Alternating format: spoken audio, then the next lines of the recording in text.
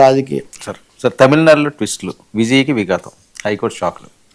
తమిళనాడులో రాజకీయంగా ఎన్నికలకు సిద్ధమవుతున్నారు. సర్ కింద 95 లక్షల ఓట్లు అంటే దాదాపు 1 కోటి ఓట్లు తీసేశారు. అదే కాకుండా అంతకు ముందు మనం చూసాం కదా, తిరుపతి కొండ, అది మదురై దగ్గర, ఆ కొండ మీద దీపం వెలిగించాలా వద్దా అంటే దీపం వెలిగించాలి అని చెప్తే ప్రభుత్వం అడ్డుపడిందని సుప్రీంకోర్టు దాకా వెళ్ళారు. ఈ అన్ని రంగాల్లో నుంచి విజయ్కి సంబంధించి ఆయన కూడా జననాయకం సినిమా విడుదల చేయాలనుకుంటే దానికి సెన్సార్ సర్టిఫికేట్ రాలేదు.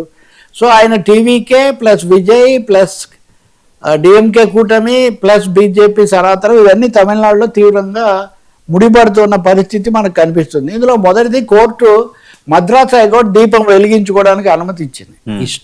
ఇవ్వడం కంటే వ్యాఖ్యలు చేసింది. మదురై హైకోర్టులో అనుమతి ఇచ్చినటువంటి జస్టిస్ స్వామినాథన్ అభిశంసన కోసం ప్రతిపక్షాలు ప్రయత్నిస్తున్నాయి.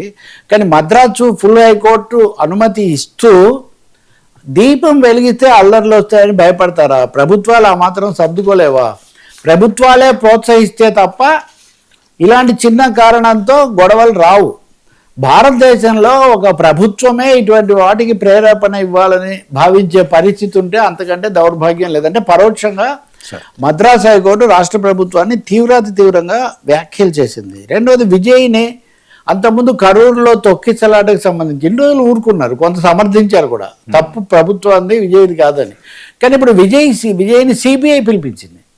సిబిఐ పిలిపించి ఆ రోజు తొక్కిసలాట ఇదంతా ఏం జరిగిందో దాని గురించి మీరు సంజాయిషి ఇవ్వండి అని ఆయన పిలిపించింది. ఆయన సినిమా జననాయకం కూడా విడుదల కాకుండా చేసినటువంటి ఒక పరిస్థితి. సో అనేక వైపుల నుంచి, ఎందుకంటే విజయ్ అంతకుముందు అనుకున్నట్టు బీజేపీ వైపు కాకుండా కాంగ్రెస్ కూడా ఎంతో పొత్తు కోసం ట్రై చేస్తుందని, వీటి అన్నిటి మధ్యలో రాజకీయం.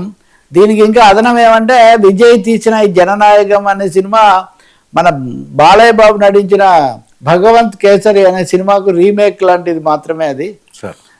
ఈయన కూడా అఖండ మార్గంలో ప్రయత్నిస్తున్నారని ఇవన్నీ నడుస్తున్నాయి. సో తమిళనాడు రాజకీయాల్లో 4 వైపుల నుంచి కూడా తీవ్రమైన మదుపులు కుదుపులు కనిపిస్తూ. ఇది సార్ మరి ఈసీ రివర్స్